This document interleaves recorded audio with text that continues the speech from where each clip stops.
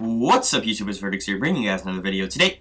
And today I have another class setups video. I uploaded my domination class setups yesterday, and I said in that video that I will be uploading all three game types in 3 different videos, and this is going to be search and destroy classes. You guys should have a link on your screen right now linking you to domination, taking you back to that video, and there also should be a link in the description. And when the blitz classes come out, there should also be a link on the screen linking you guys to that as well. So let's get into these search and destroy classes real quick. These have actually changed up a lot since my last video about my classes as well, kind of just like my search and destroy classes. So actually they haven't changed as much as the other ones, but I mean they have changed a pretty decent amount. So just like in my last video, this is going to be my overkill and nades class. It solely depends on the map and the type of the playstyle I'm going to be running on that map. On Sovereign, I changed this into a double nades class. Take off the sniper, take off overkill, put on danger close, take off quick draw, extra lethal, and your nade, of course. So it really solely depends on the map. Sovereign, I use the double nades. Octane, I'll use the overkill. Usually on Freight, I'll use the double nades if I decide to pull out this class. Other maps are Warhawk. I will use the sniper. So it really depends on what map I'm playing and what role I'm trying to fulfill on that map. The next class is my Remington class, and there's a few changes here. As you see, the first change is going to be that I threw a tracker sight on. As long as these are allowed, I'm using them in Search and Destroy. Everyone uses them in Search and Destroy. I tried to play a Search and Destroy tournament without one.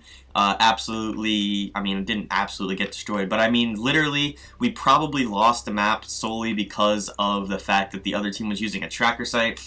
And you glow up around corners in this game, and it's really, really frustrating.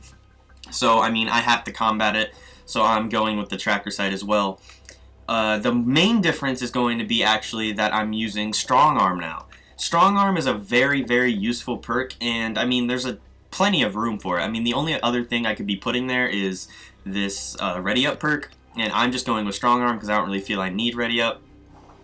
And yeah, Strong Arm actually helps a lot. There's a stun spot on Octane that we do to stun over the map to catch them if they try to rush B. There's a couple nade spots that you can do on Sovereign that work very well with Strong Arm. There's also some on Freight that work well. And Warhawk, you literally, when you spawn on defense, if you just throw a stun over Gina's onto the middle street, if anyone on their team tries to cross middle street to get into post office really quick, you can have one person on your team Strong Arm throw over that building to try to stun them on the middle street if they're trying to cross straight to post as quickly as possible, and then have another person on your team rush the B bomb site, and while you're stunning, if you get a hit marker with your stun, you can tell the person rushing that they're stunned out there, and they can just literally run into the post office, challenge the guy stunned on middle street and kill him. Or if you don't get a hit marker, you know they're not going to be in post, and your guy rushing up B is still free to move into post office knowing there won't be anyone in there to challenge him. So that's why I'm using Strong Arm. It's actually a very useful class. As you see, my classes are set up a little bit weird. I have my AR bomb carrier and my SMG bomb carrier set up right here, and those are there for a reason. I usually use this rush class off the start of any offensive round just to try to get to a spot really quickly, and then I'll switch to my bomb carrier class depending on what I'm doing. So normally I'll just do this, switch to one of these 2 classes, and that's how I'll basically go about carrying the bomb. So this is just a standard rush class. I have marathon agility. I need to get there as quickly as possible. Dead silence, steady aim, ready up, and focus, just because I will use this class just as an actual, I'll keep the class on sometimes, but a lot of the time I'll just use it as a get to your spot really quick, then switch classes. Now this class is my bomb carrier class, and it actually serves 2 purposes. As you see, it has the tracker sight. I'm still using it. The only thing I don't use the tracker sight on is my overkill class, and that's, when I change this to nades, I would put a tracker sight on, but when I'm just using it as the overkill, I keep it as a red dot just because I have my thermal really as that being able to pick or see people across the map, so I don't use the tracker.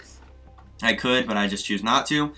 This bomb carrier class is actually very useful. Obviously, you're going to want a trophy as a bomb carrier. That's pretty much just a standard in this game now. You have one person on your team throw your smoke, and then you put a trophy system on the bomb. Because you have, the other team can have a possible 8 nades, and if you don't have at least even if you have a trophy system, if they have 8 nades, you're still going to die. But if you have a trophy system and there's one person watching the bomb site, you can at least negate their nades, make those irrelevant, and they will not hurt you at all. You can get the bomb down, and then even if you get picked off by a nade after your trophy system's gone, at least you got the bomb down. This class is also the class I use whenever the other team is whoring tracker sites. So I have incog on this class, which allows me to, be immune to their tracker sites, and also if they don't have incog on, I will be able to see them across the map with mine. So that's pretty basic there. I don't have the thing that I got changed out for that is basically just strong arm and a nade. I mean, it's a very good class. So that's just basically, this is the exact same class, except obviously you don't use quick draw on submachine guns, so you run steady aim and ready up.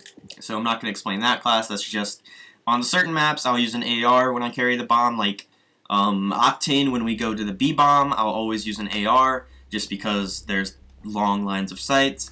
On Warhawk, it really depends. If I'm thinking I want to go into post, I'll use the submachine gun one, and if I want to just flank around the back, maybe go into loading and then put the bomb down, I'll use the AR one. So it really just depends on the situation and where I'm going, basically, which of these I switch to.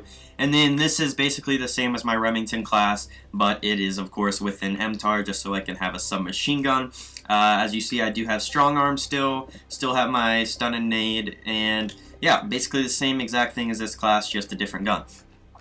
So that's really all of my search and destroy classes, guys, and it's a pretty short video, but hopefully you guys learned something from this. Hopefully it helps you out. Hopefully you can take some of these setups from my classes and maybe string them in some of your classes. Maybe not copy my class exactly if you don't want to, but maybe use a little bit of something from my class, like the strong arm. I actually really like this perk, so I use it on these classes. But hopefully you guys enjoyed the video, and if you did, be sure to drop a like, and if you'd like to see more from me in the future, be sure to subscribe.